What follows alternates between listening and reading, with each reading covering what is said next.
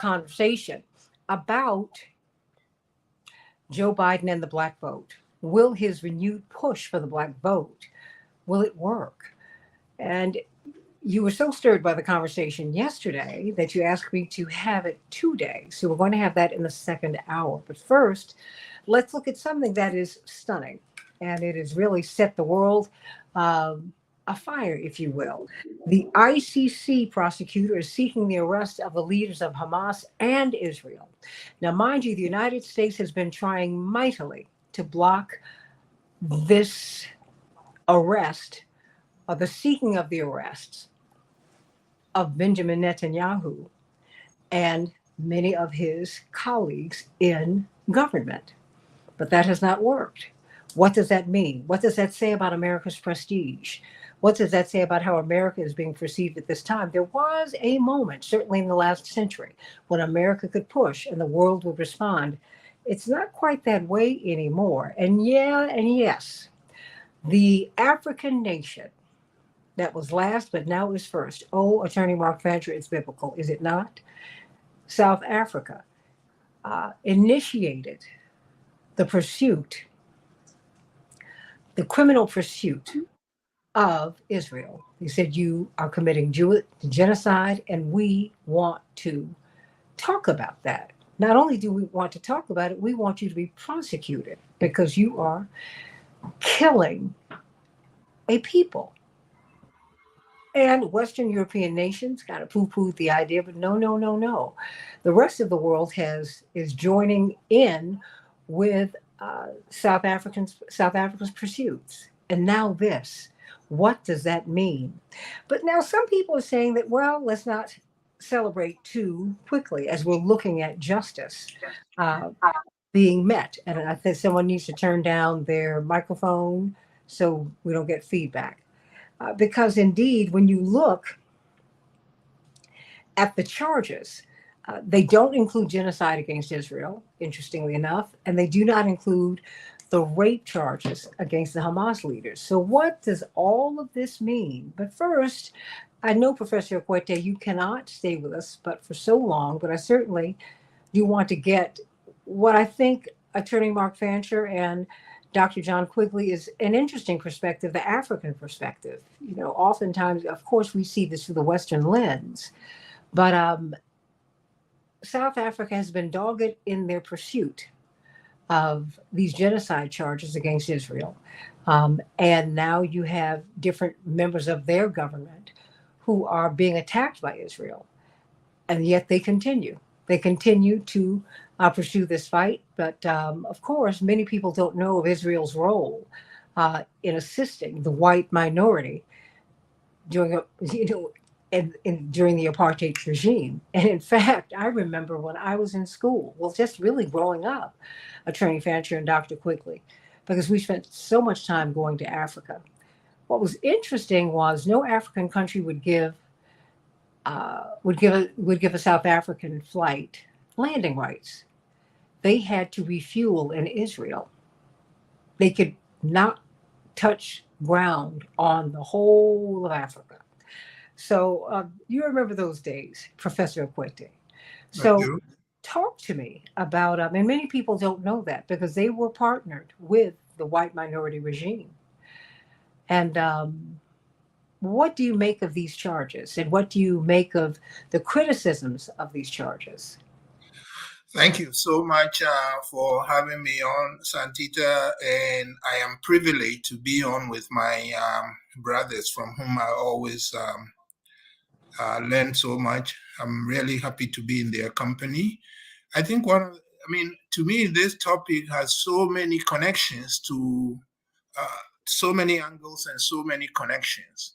And one of the more interesting connections that might not be well known is that this is very much an African issue in the sense that when the ICC was set up and it began operations, even until now, the number of accused people who have been brought or even identified and pursued by warrants, the majority have been Africans. So it's been a big issue on the African continent. And in fact, you could give those Africans who were many African leaders protested. Now I must say I disagreed with them, but they said, well, look, how is it that you are only pursuing high level Africans to be tried? Nobody else in the rest of the world. This is a racist approach. And I disagreed strongly because my argument was whoever is being pursued is being, all those people are being pursued for killing vulnerable Africans, ordinary Africans. And as an African, I cannot begin to tell you how tired I am of it seeming like African lives are cheap. So, by the way, I think that another angle that people should connect is, to me, when I hear the ICC, I'm also hearing Black Lives Matter. So when you are pursuing people who have killed Black people, I applaud it, and I disagree with many of my own leaders that said, why are you pursuing only Africans? I think we should pursue everybody, but I'm actually glad that the ICC came out to say, when you kill Africans, which has been done for centuries, we will no longer let it go. So I applauded that, and I thought it should be extended. Those African leaders also said, well, we will applaud you when you start prosecuting non-Africans who have also committed similar or worse crimes. I don't disagree with that, but I think it's good to prosecute people who have killed Africans. So I think Africa will be watching this very closely. Now, and another angle that for me is very interesting is, especially given the US reaction from the White House and from Congress, which is absolutely furious, saying, if you do this, there will be hell to pay for you. My thinking is, in fact, the prosecutor has submitted an application to the chamber, the pretrial chamber, saying, we think there is enough evidence for you to issue an arrest warrant for these 5 people, okay? The chamber, a group of judges, will weigh things and decide, okay, do we agree with the prosecutor? Are we going to issue the arrest warrant, or are we not? He has just applied for it. He may be denied, but even if the arrest warrant is issued, and even if it leads to arrest, to me, I think people are jumping the gun and assuming certain things. Well, the other thing I like about it is due process. Of course, when you are accused in such a high-profile global platform, it's no easy thing. I'm not poo-pooing that, but I'm saying it's not that you are being told you are guilty. You get a chance to defend yourself. And in good, process, the prosecutor, the accused does not have to prove his or her innocence. The prosecutors must prove beyond a reasonable doubt the guilt of the accused. Okay, so we are a long way from saying that these arrest warrants say that these 5 people are guilty. So I think the screaming at the ICC, I think, is a little bit premature, and it's a little bit over the top. But it is in keeping with how the US has dealt with the ICC for such a long time. In fact, the US has played both sides. People may not know that the ICC was created.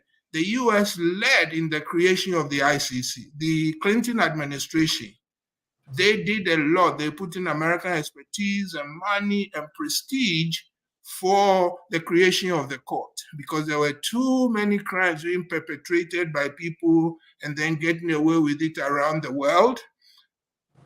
The only thing was that the final element, the US, the Clinton administration, wanted the court to be made a subsidiary of the UN Security Council, so that whoever they prosecute, who they select as judges, will be at the dictate of the UN Security Council. And those involved said, no, that will be too much. That will be giving too much power to the 5 permanent members. Because of that, that was the only reason why the US refused to sign on. So the ICC is actually, I might say, 95% an American baby, okay? And the US has been selective in its support of the ICC, okay? When it is against somebody they don't like, then they support it. They supported the former leader of Chad, who was Hissène Habré, the late Hissène Habré, because he was in prison, released, died of COVID. He has a sordid history. He was a creation of Ronald Reagan and imposed on the people of Chad. And he killed a lot of people. And finally, when Africans insisted, he was tried in Senegal, and the US gave Africa money to say, try him. But when it comes to somebody that the US feels like, well, number one, you can't try an American, you can't pursue an American, and you can't pursue somebody we don't want you to pursue.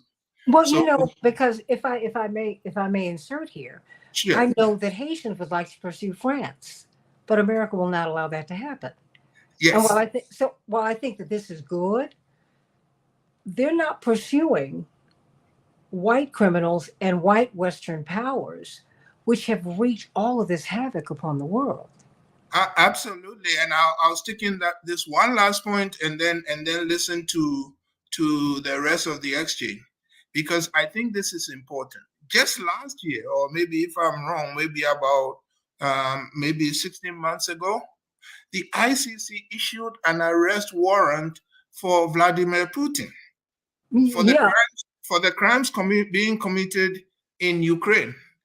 And not only did the US applaud that, there are reports that President Biden has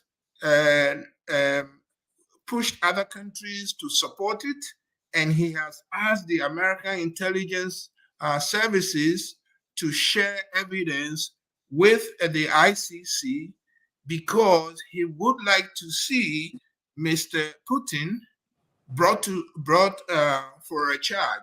But here, when it's against Israel, the US is against it. And my point is that, yes, the US plays this. They play the game because people want to pursue Zelensky. He's not allowing democracy. He won't even have elections there. He's awful. And so I think this is what people should know. The US has been on both sides. Sometimes says it's for accountability. Other times it's blocking it, like in this case with Israel.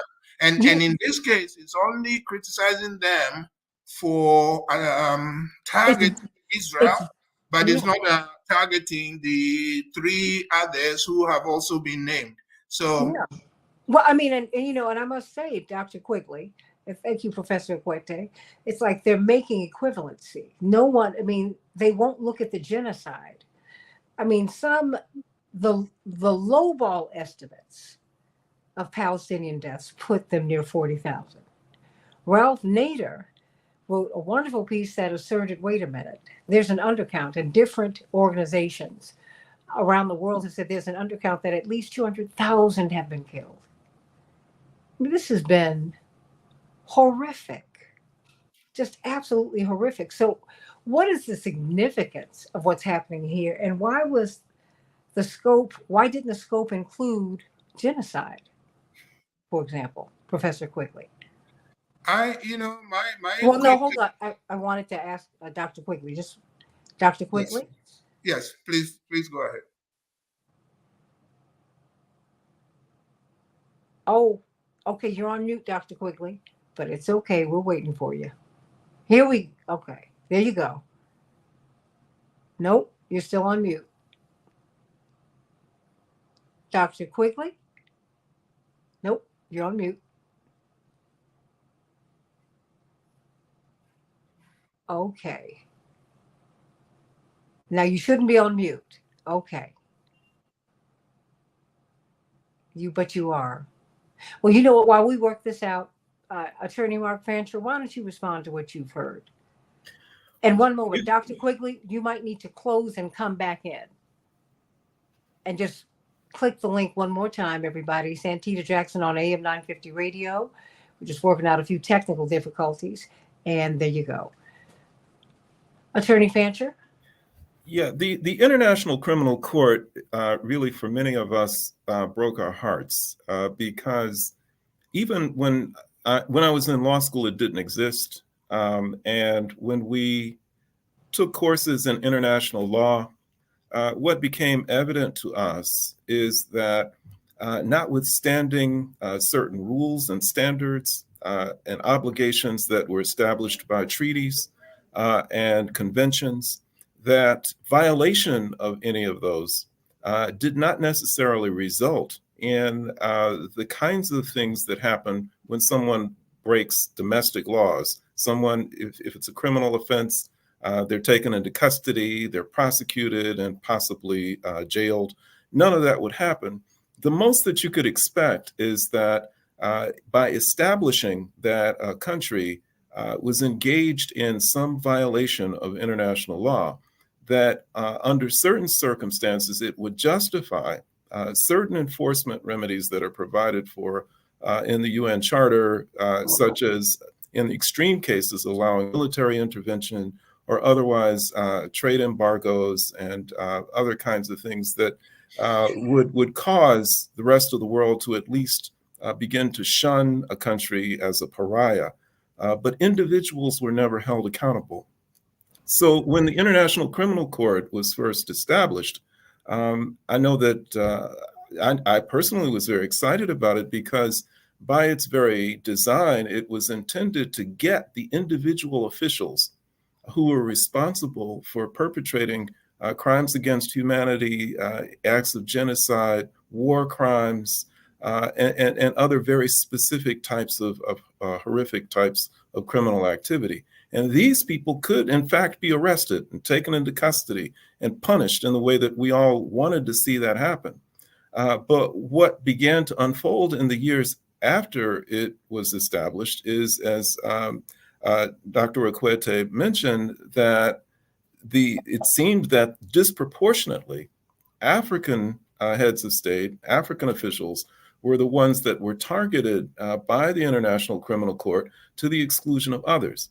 And you know, I agree with Dr. Okwete that it's good when those who engage in criminal activity against Africans are held to account for it. But I also understand the context, and I understand that given you know, the historical backdrop that Africa finds itself in, that now it is not likely, if not possible, that an African will be able to head a state without the blessings of imperial powers. And in many cases, they are lackeys and puppets of Western countries, Western interests. They serve at their pleasure. They're creations of these things. And so if you limit the prosecution to only these lackeys and these puppets without going after the puppet master, you know, there is a continuing injustice that's not being dealt with. And that was the big complaint against the International Criminal Court. That, okay, yeah, you know, this guy was, you know, he was the one that ordered the genocide. He was the one that engaged in this. But lurking behind the scenes was France or the United States or you know, or Portugal or you know, any number of European countries or multinational corporations. They were the ones who were benefiting from this. They were profiting from it, from this mass murder. And the only one that you're going to prosecute is this black man who heads an African state. That's what offends so many people, and why I think there has been such an uproar. So when we see today a decision to issue arrest warrants for Benjamin Netanyahu, then all of a sudden, I know I sit up and take notice because this is something different. I had, in many respects, sort of written off the International Criminal Court some time ago because I had read an investigative piece by a journalist that concluded that really part of the reason that they had avoided going after many European heads of state is that that's who was footing the bill for the court. and that they knew where their bread was buttered and they weren't going to offend the wrong people. But if for whatever reason, and those reasons may become apparent to us in the days to come, if they're willing to go after the chief villain in the world, in the Zionist world, then that's significant, even if he's not actually taken into custody. And I think that what people should understand is that the mere issuance of an arrest warrant by this court does not mean that they will actually be able to serve it or to take the person into custody. A country and its officials are subject to the International Criminal Court's jurisdiction only if that country has signed on to the Rome Statute, which is the founding document for the court. And it's interesting that much of the world has signed on to it, but those who are conspicuous by their absence are the Western countries that are responsible for most of the violence and mayhem and genocide that happens in the world. And that's no accident. So that and Israel certainly is not a part of it. And so the issuance of an arrest warrant does not mean that officials will be able to go into Israel and put Netanyahu in cuffs. But what it does mean, as a practical matter, is that he's become something of a prisoner within his own country. Because if he travels to a country that has signed on to the Rome Statute, there is the possibility that while he is on that territory, he can be taken into custody and that warrant can be executed. So there is some practical value in that. And it's not anything that we should minimize or disregard. Let me see. Well, then, why do you think they narrowed the scope of the charges not to include genocide? Well, I've not had an opportunity to look at whatever it is that they've charged. Mm-hmm. But what I do know is that, as is the case with any court and any body of law and any criminal prosecution, you can only charge what you can prove. Mm-hmm. And so that even though, as a practical matter, the rest of us may know that that genocide is happening, that this is occurring, that's occurring. When it gets right down to it, a prosecutor is only able to bring charges based on what evidence he may have that will make his case beyond a reasonable doubt. I think we've got Dr. John Quigley back. Dr. Quigley? Dr. Quigley? We are going to try and work that out with him. But what about this, Dr. Akwete? I mean, what is next? What are the next steps? Will they serve these Israeli officials and these Hamas officials? Will they be arrested? What could that look like? The way I would put it is, it will not surprise me if this goes nowhere.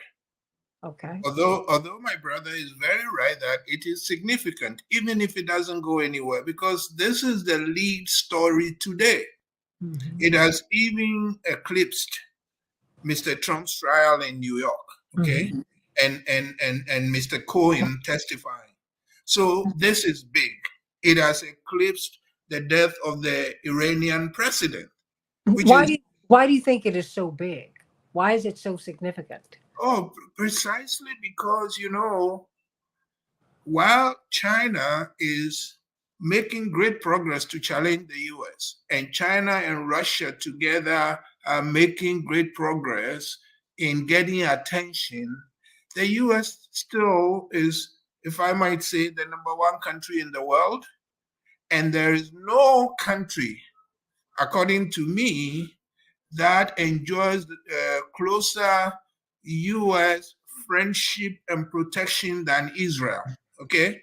So it's like the U.S., Israel is a favorite friend of the U.S. And so the fact that the ICC will even dare to do this is why it is news. Where might it go? it is big news. But, I mean, I would say that you ask why genocide was not charged. Mhm. And my brother is very correct. It may be that they don't think they can prove it. But I happen to think even if they can prove it, the ICC is already intimidated, okay? Not 100%, but it might do this and it might go nowhere. I mean, there have been instances when in previous years, the US has warned the ICC and countries, if you touch one of those we consider untouchable, we will do anything, including invade you to make sure you don't arrest such a person. And so I think the US threats are very serious and are going to be taken very seriously. So, like many others, it was a big surprise to me that they actually will do this because, news was leaked maybe a couple of weeks ago that they are preparing to do this. And I, for one, I was asking myself, well, how did it leak? Okay. But that gave Israel and the prime minister an opportunity to issue a warning, to say, if you do this, it is terrible. And to my mind, for Washington to start saying, here's what we will do to you if you go through with it. So I think they might do this and then pull back. But as I was also saying, it may be, there is also one other step. And far be it from me to tell people how the U.S. Criminal system works. But my understanding is an American prosecutor has the authority to charge anybody that they think, as was mentioned, they can prove the charges against. In the ICC, there is an extra step. What Karim Khan has done is he can't just charge the Prime Minister and Mr. Hania just on his own authority. He has sent it to a group of judges to say, I would like to charge these people. Here's what I'm charging them with. Here's an outline of the evidence. Do you agree? It may well be that the US will put so much pressure on those judges that they will say, no, we don't agree, so you can't charge them. And Mr. Khan will have to say, okay, I was not allowed to charge him. So there are still many things that could go wrong. And my own instinct, based on just instinct, is that the ICC is intimidated because a single organization being threatened by the most powerful superpower in the history of the world, I can imagine it's not easy to resist. If I can also add, a few years ago, when the U.S. was afraid that many of the things that they had done in Africa would result in the arrest of a number of U.S. officials, they secretly went to African countries and basically strong-armed them into signing agreements that if any of their officials were in their countries, on their territory, that they would not cooperate with the International Criminal Court and place them under arrest. And so, they did these agreements. I mean, it basically, forced them, blackmailed them into entering into these agreements. So they are ruthless, and they will do whatever they have to do in order to avoid prosecution. Yes. Dr. Quigley, do we have you with us now? I think we're going to have him very shortly. And if I might throw in one quick, I think,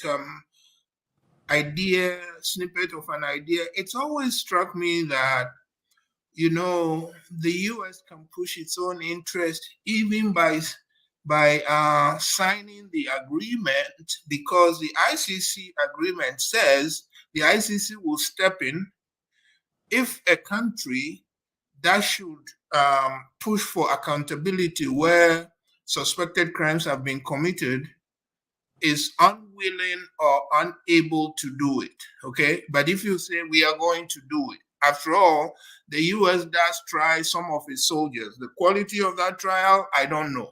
So it seems to me, they can do what France cynically does. I mean, French troops were accused of atrocities in Central African Republic, and they said, okay, we will try them. So the ICC shouldn't need to come in there. They took the case. They said, we can only do it in France. Then they said, there are no witnesses here, and so the case cannot be prosecuted.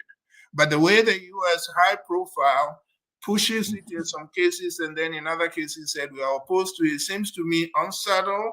And if I might say so, it seems to me it doesn't even help their case. We still don't have sound, but we're gonna work this out with Dr. Quigley.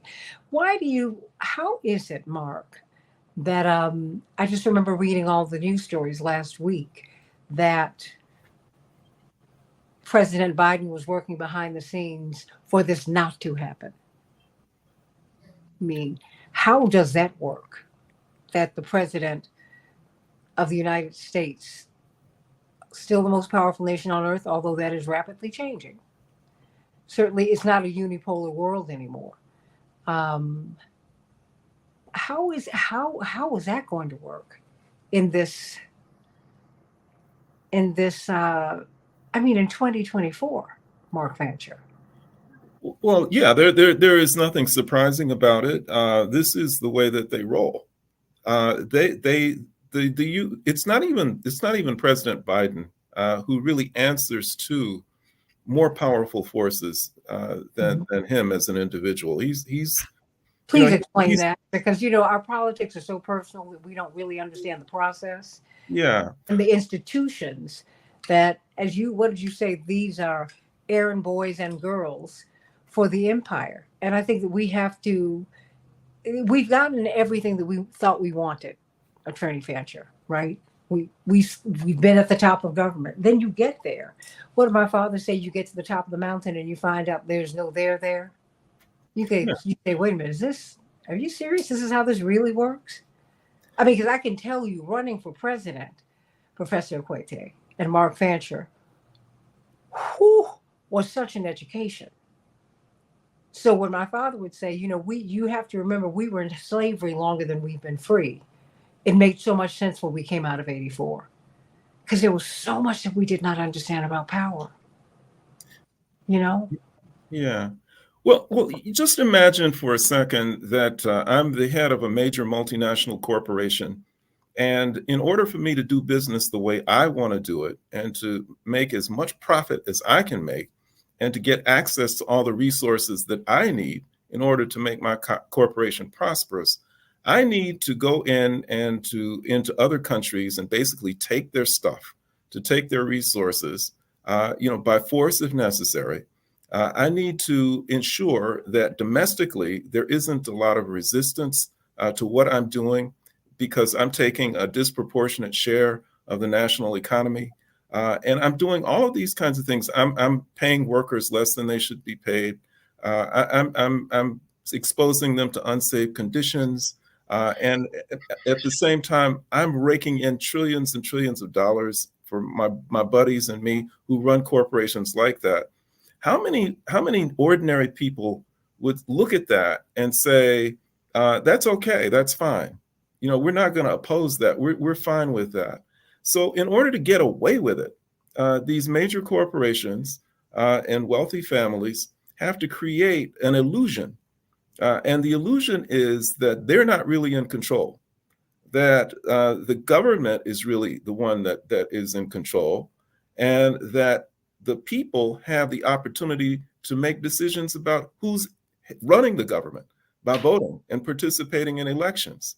But what's actually happening is that those who are behind the scenes are the ones who are setting the limits on who can be in government, and once they're in government, what they can do and what they cannot do. And so when we're talking specifically about this situation, we're talking about an arrangement that has been necessary for major corporations. They need to have access to the so-called Middle East. They need it for geopolitical reasons. They need it because of the oil that's there. They need to have access to it for a number of reasons. And they've struck a deal with the state of Israel, with the Zionists who run that state. That basically, first of all, we're the ones that are responsible for your very existence. We set you up in 1948. And what we expect is that you're going to maintain control of that region for us, that you're going to make sure that we have access to it, that we're the ones that dominate what's happening in that region, and that you will keep the local population under control. It's vital to the operations of those who really control everything. It's vital to the operations of the empire. And so you have a little President Biden who's basically just there for purposes of carrying out the will of these powerful forces. And his marching orders have been to make sure that the state of Israel is protected at any cost, that nothing is threatening to them, that whatever it is that they want, give it to them. Whatever it is that they need, even if they didn't ask for it, give it to them to make sure that they survive. Because really, what's at stake is our corporate bottom line, our profits and our opportunity to exploit that region. And so the fact that Biden is doing what he has to do in order to protect government officials in Israel comes as no surprise. That's part of his program. That's what he's been told that he has to do, whether he likes it or not. Professor Okwete? Yes. I think that is such a great point. And an earlier point about, going to African countries and telling them, if you arrest any of our people, we have an agreement with you. If a person, our official is here, you don't arrest them, even if there is an arrest warrant for them. I think all that is so true and is done. The point I want to make, and I'm the Middle East is not my first area of focus. The continent of Africa is. But even I have noticed that in the Middle East, it's even more blatant. And I am talking about the other states in the Middle East, the Saudi Arabias, the Qatars, the Jordans. The one thing you see there is that they don't even try to create the illusion that these leaders are the choice of the people. Okay? It is clear they do things that the people are so much against. Okay? And so the US they encourage the leaders to make a lot of money. We are in the grip of climate change. We need to reduce the consumption of fossil fuel. But this is the heart of, outside of the US, this is the heart of petroleum extraction, oil extraction. And they are going full tilt and making a ton of money and showering it on the people. And it's like, well, we'll make your life easy, but don't talk about governance or anything, okay? And then those leaders, I am very surprised because, to link it just to South Africa quickly, when there was apartheid in South Africa, I can tell you as an African that there are so many deficiencies with African states and leaders. But the one thing they all did during the struggle against apartheid in South Africa, that the vast majority of African countries came together in support of the oppressed people of South Africa. I don't see that happening in the Arab states in the Middle East, okay? It's like they've turned their back on the Palestinians. Nothing shocks me more.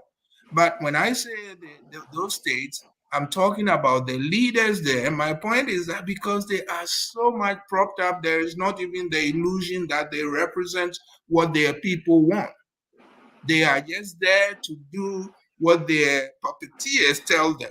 And I think it's so blatant there than anywhere else in the world, not in Latin America and not in Africa and not in Southeast Asia, in my opinion. Let me, Dr. Quigley, I'm going to try you to see, do we have you now? Yes. I think we do. Oh, my word. Yes. Dr. Quigley, what's significant about this, about the threat of arrest of these Israeli and Palestinian leaders? Why is it significant? We've been hearing tremendous analysis from Attorney Mark Fancher and from Professor Niakwete about the ICC history, and you've heard some of it as you've been working to get on the air. What is significant, and what should our takeaway be? Mhm. And will we see these people in handcuffs? Well, I think the big picture here is that it's good that the ICC prosecutor is talking about extermination and starvation.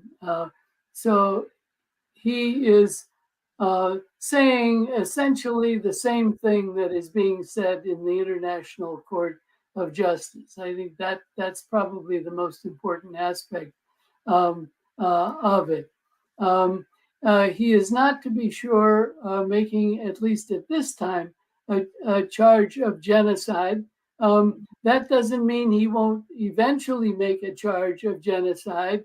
With President Bashir of Sudan, there was initially no charge of genocide, and then a charge of genocide was added. So this is a work in progress. There's also the issue that in the International Criminal Court, you can get a life sentence on someone regardless of what the charge is. Doesn't matter whether it's war crime or crime against humanity or genocide. Attorney Fancher was saying earlier that it's not that easy to prove genocide. It's easier to prove war crimes. So if I'm a prosecutor with limited resources, I might say, well, let's just charge with something that's easy to prove. But as to whether he'll be in handcuffs, I think. Well, course, let me be go ahead. specific, Dr. Quigley. The literal handcuffs or the metaphorical handcuffs, right? Attorney Fancher and Professor Quete. I mean, is this going to change anything? Because this is something that Netanyahu did not want. And the United States was fighting for this not to happen. No matter how the scope has been narrowed, no matter that genocide was not included. This was something that he was fighting. Why was he fighting it? Well, he doesn't want to be branded in this way. It does cut into his narrative that what he is doing is perfectly wonderful. Just, I would say, within the last 10 minutes, there is information that the Prime Minister of Belgium has said that if Mr. Netanyahu is in fact indicted, that is, if the pretrial chamber approves, and if he comes to Belgium, that he will be arrested in Belgium and surrendered to the Hague. So it's that kind of political concern, I think, that is feeding Mr. Netanyahu's concern that this is going to be negative for him. Wow. I mean, so because that aspect of it, Dr. Quigley, Professor Quete, and Attorney Fancher, that's not being explained beyond his legacy. This really almost makes him, this is the beginnings of the makings of a pariah, Dr. Quigley. I think it does tend to move him closer into that category, along with what is being done by South Africa in the International Court of Justice. So it's working hand in glove, I think, with what South Africa is doing. In fact, South Africa had previously asked the prosecutor to undertake an investigation of the Israeli leadership, and in particular to include a charge of genocide. I mean, there's a lot more that can be charged against Mr. Netanyahu. If I were the prosecutor, frankly, I wouldn't be bothering with what he's doing in Gaza. I would be prosecuting him for the settlements in the West Bank. I would be prosecuting him for the failure to repatriate the Palestinian families from the Palestinians that were exiled, forced out of their homelands in 1948. Those are two charges that clearly come under war crimes and come under crimes against humanity, and that would take almost no proof by the prosecutor, because it's quite clear that Mr. Netanyahu is promoting settlements in the West Bank. It's quite clear he's not offering repatriation to the families of those who were forced out in 1948. So he's been sitting on this now for a couple of years and hasn't been acting on those aspects of the matter that I think he could have more readily taken to a pretrial chamber. When you are looking at the corporate media's explanation of this case, what are they missing? Certainly in the United States and in the West, Dr. Quigley. Well, I mean, they're missing the significance of it. They're looking at it as a political issue as to how the United States will respond to it. I mean, they're not really looking at the substance of it and whether it is true that he is engaging in extermination, that he is trying to starve the population of Gaza. You know, I only have about 4 or 5 minutes here, and I want to give each of you a couple of minutes to close us out. Let me start with you, Professor Quete. If you can get inside of 2 minutes for us, what do you want us to know? I think actually you posed a question that I had wanted to just respond to very quickly. Why is this happening in 2024? Why is Biden doing this now? I admit I'm a political junkie. I'm an activist. And I met you with Trans Africa many, many years ago. Yes. Yes. I don't want to mention dates. I'll be revealing my age, particularly in the US. In Africa, I don't mind telling them I'm old because it earns you some points. Yes. Anyway, my point is this, that question of yours is great, and it may be my political junkie's mindset, but I think November 2024 has something to do with it, okay? And the shadow of Mr. Trump and what the polls are showing, I'm not sure I should believe the polls, but they are all saying that Mr. Trump is about to win. So I think that also may have something to do with the reaction of Mr. Biden. Now, all the other reasons that have been given, I think he would have done this even if he was just inaugurated 2 months ago and doesn't have an election for almost 40 some months. He would have done it anyway. But I think the fact that there will be elections in some 5 months or 6 months from now, and the polls are so close, he has to be worried about Mr.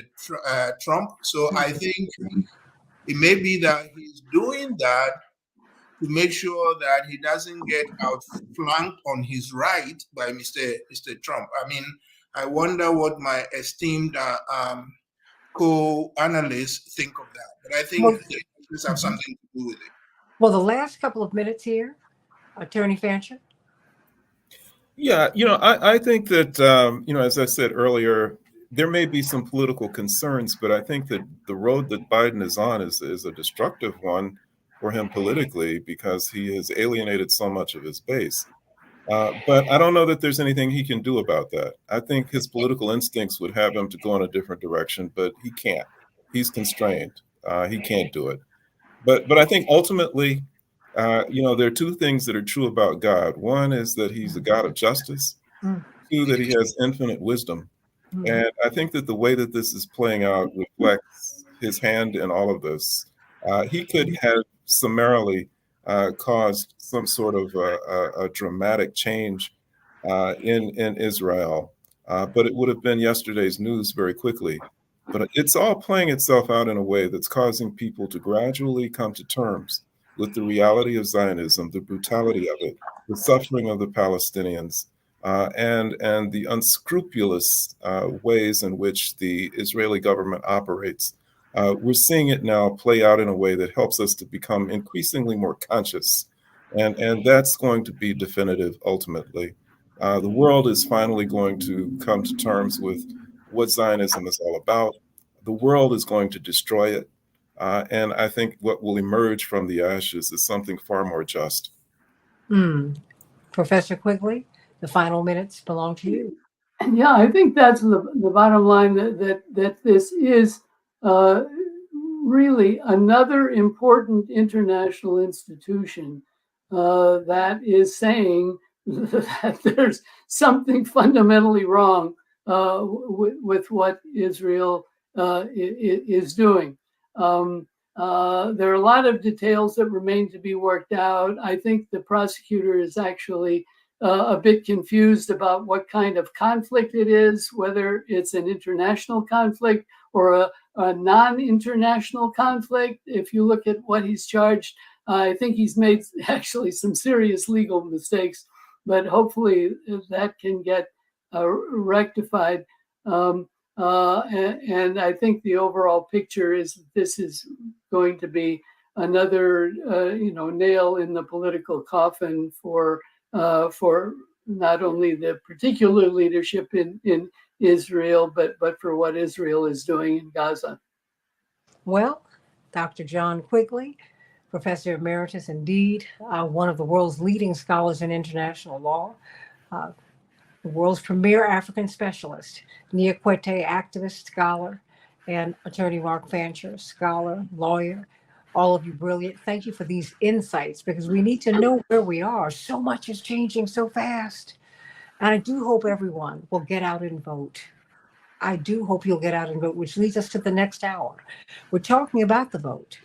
$14 million has been put into, has been allotted by the Biden reelection campaign for Black media in their renewed push to get the Black vote. Will that work? Let's talk about it on AM 950 Radio, the Santita Jackson Show. Back in just a moment.